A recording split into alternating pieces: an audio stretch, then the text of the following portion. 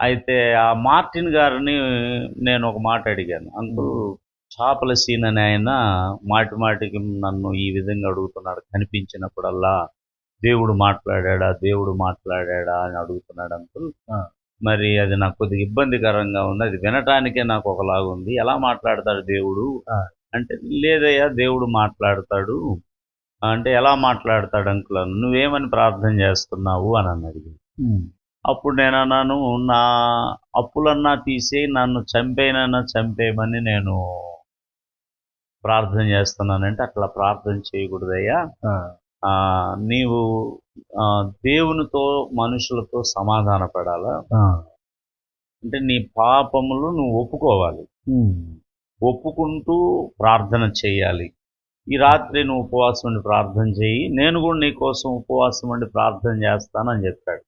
సరే, ఆ రాత్రి నేను కూడా తలస్నానం చేసి ఉపవాసం ఉండి ప్రార్థన కూర్చున్నాను. కొరియర్ పని అయిపోగానే 10:30 కూర్చుంటే 2:30 దాకా నేను ప్రార్థన చేస్తూనే ఉన్నాను.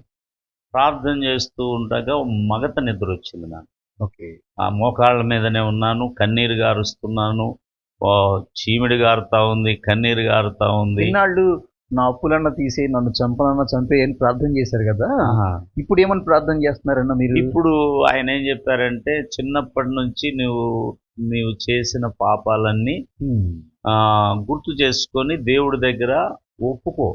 నేను పాపినని ఒప్పుకో, పశ్చాత్తాపడు, దేవుడు నీతో మాట్లాడతాడు, నాతో మాట్లాడని కూడా అడుగు అని చెప్పారు ఆయన. సో ప్రభువు మీతో మాట్లాడాలి అని ప్రభు పాదాలు పట్టుకుంటున్నారు కన్నీటితో. అవును, అలా ఉంటున్నటువంటి సందర్భంలో 2-2:30 మధ్యలో మోకాళ్ళ మీద మగత నిద్ర వస్తే అలా ఉన్నాను. నాకు ఒక స్వరం వినపడతా ఉంది.